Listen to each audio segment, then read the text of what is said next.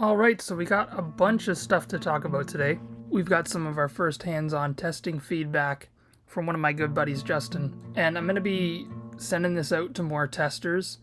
When I feel like the project is ready, I'm going to open it up to public testing. But we're going to go through these later on in the video. I just want to talk about an issue that I've run into lately with this project, and it's only on this zone, this level for some reason.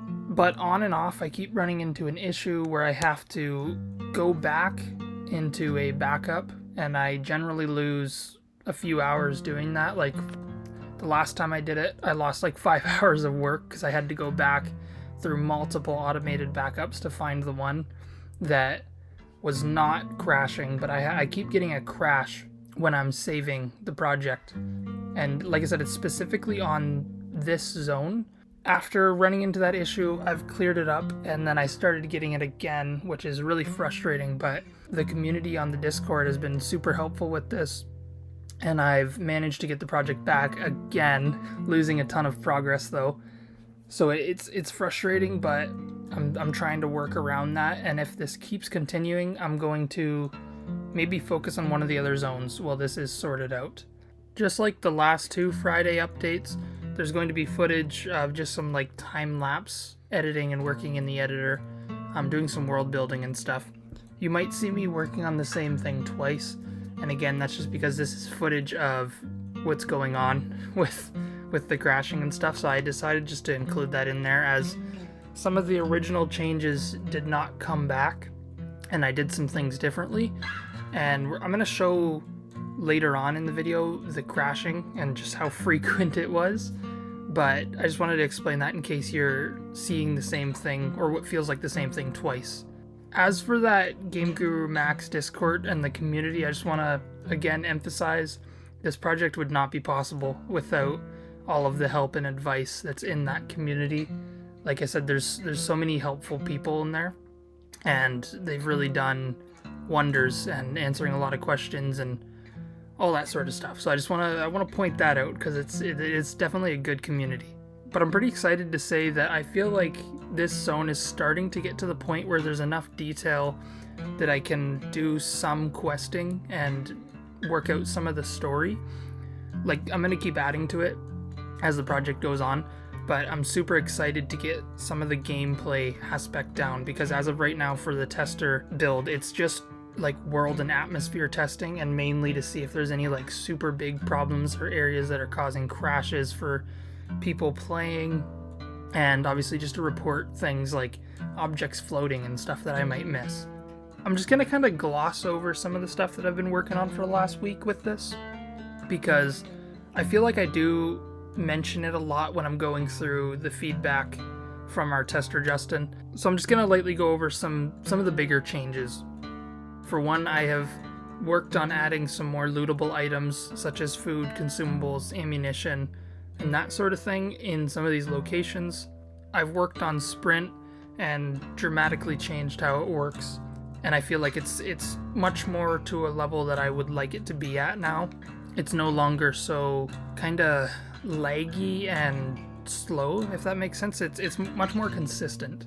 If you've watched the previous devlogs, you might have seen the leaning was super snappy and awkward, and I've dramatically changed how that worked. One of the workarounds was to hide the weapon because the weapon was glitching out and snapping around. This makes leaning more of like a strategic and tactical thing, where instead of engaging enemies as leaning, you're more using it as like a pre-engagement kind of analysis.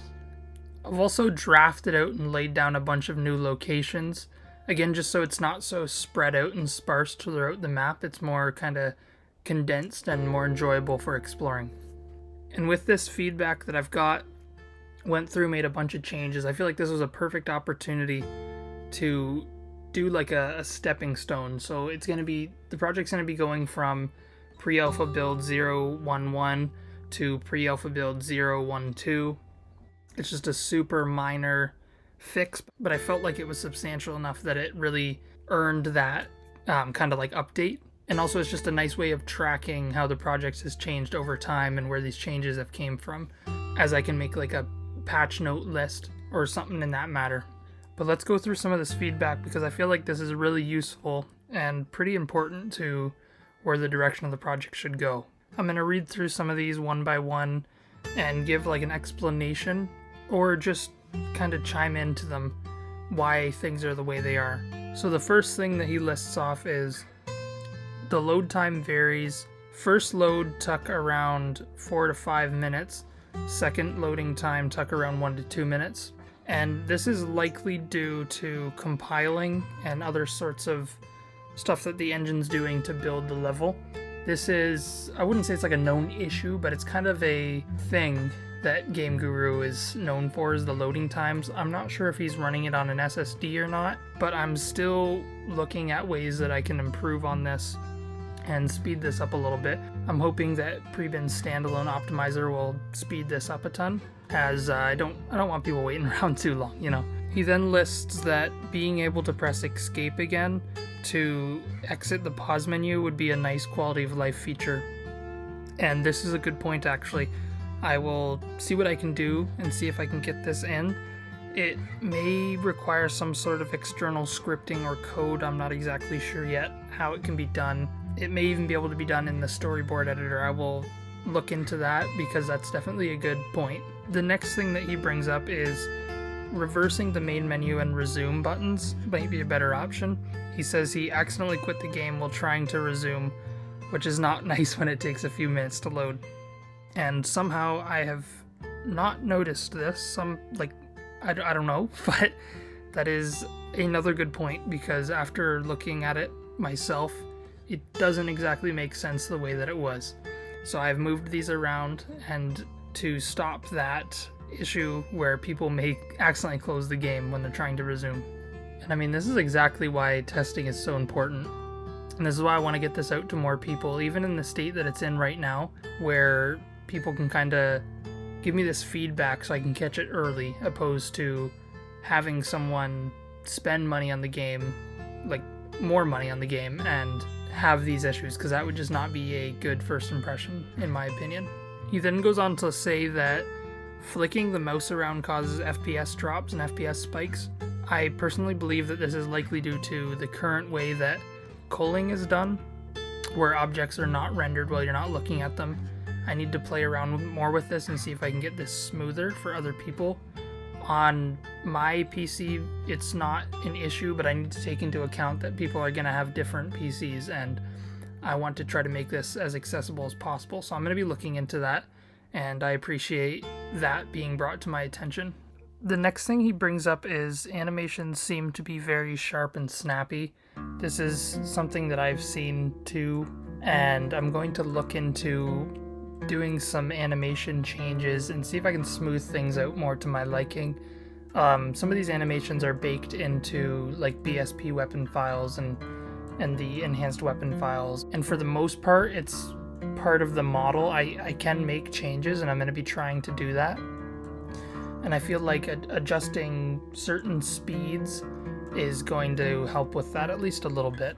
I'm going to read through some more of these here, but I just wanted to interrupt for a second to show on screen the crashing that I was getting and just how frequent and frustrating it was starting to become. It's just going to play on in the background while I keep going through these.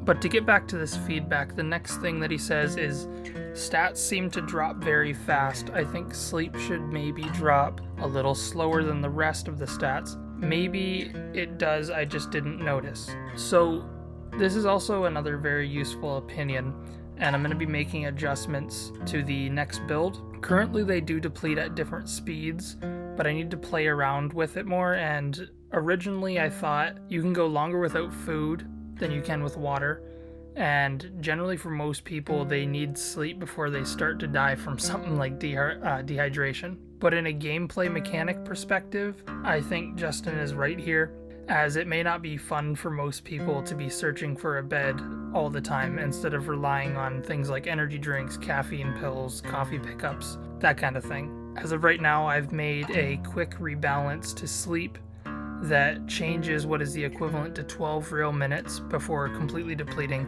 into what is now 20 real minutes. And I'm going to be seeing how that works out, if that's any better or not, or if it needs to be any more. There's a few things left on here that he lists. Another one is NPC walking speeds are slightly fast, and yeah, he's right. It's a bit silly looking. Almost all the NPC actions and animations need to be decreased by like 20% or so, and it's going to take some experimenting and seeing where the sweet spot is. Then he mentions that the ground bug's out towards the northeast edge of the map, and this is currently due to the borders being turned off. In later builds I'm going to reintroduce them, but it just makes it so much easier to have them off while I'm working, not accidentally clicking on them and stuff in their collision zones. So a lot of the areas of the map right now, not a lot, but some of the areas of the map right now are not supposed to be accessible. Lastly, he says when he died and respawned, he respawned with 500 HP instead of the intended 100. I'm not sure why this is happening because the spawn point is set to 100 HP. It could be some sort of overlapping that's happening when I'm doing testing around the map and I have it set to 500. So I'm gonna need to try to smooth that out and see if I can fix that. But that is all for this week's update. I want to thank everyone that stayed this long into the video. For the rest, I'm just gonna let the footage play out a little bit and have that information segment near the end, just for anybody who's interested. But again, thank you so much for staying to this point.